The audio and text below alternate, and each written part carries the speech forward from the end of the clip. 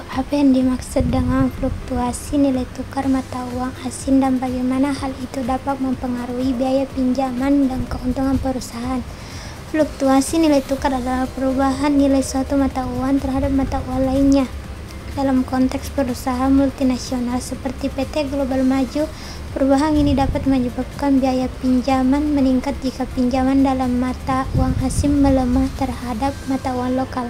Keuntungan menurun karena pendapatan dari ekspor bisa menjadi lebih kecil saat dikonversi ke mata uang domestik atau biaya impor menjadi lebih mahal.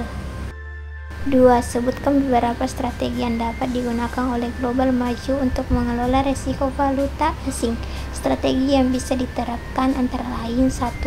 Natural hedging, menyamakan mata uang antara pendapatan dan pengeluaran. Yang kedua, kontrak forward dan opsi mata uang. Yang ketiga, diverifikasi geografis dan pembiayaan dalam mata uang lokal. Dan yang terakhir, netting antara anak perusahaan untuk mengurangi transaksi falas. 3. Bagaimana penggunaan instrumen keuangan derivatif seperti kontrak forward atau opsi dapat membantu perusahaan dalam mengurangi risiko valuta asing. Kontrak forward memungkinkan perusahaan mengunci kurs tertentu di masa depan, sehingga melindungi dari perubahan kurs yang merugikan. Opsi mata uang memberikan hak, bukan kewajiban, untuk membeli atau menjual mata uang asing di kurs tertentu, memberikan fleksibilitas sekaligus perlindungan. 4.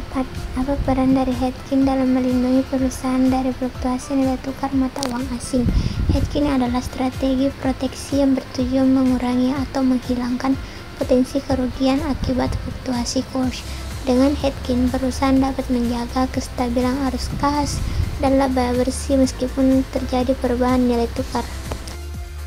5. Bagaimana perusahaan dapat menilai efektivitas strategi pendanaan yang mereka terapkan untuk mengatasi risiko valuta asing?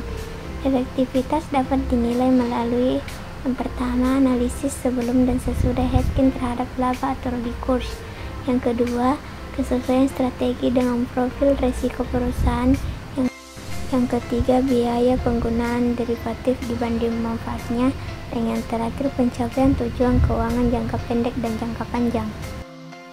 6. Apa pertimbangan yang perlu diperhatikan oleh Global Maju saat memilih strategi pendanaan yang sesuai dengan kebutuhan dan risiko perusahaan? Beberapa pertimbangan utama: yang pertama, biaya pendanaan. Yang kedua, ketersediaan dana di pasar internasional. Yang ketiga, stabilitas nilai tukar mata uang negara tujuan. Dan yang terakhir, risiko politik dan hukum negara operasional. Terima kasih, bye-bye.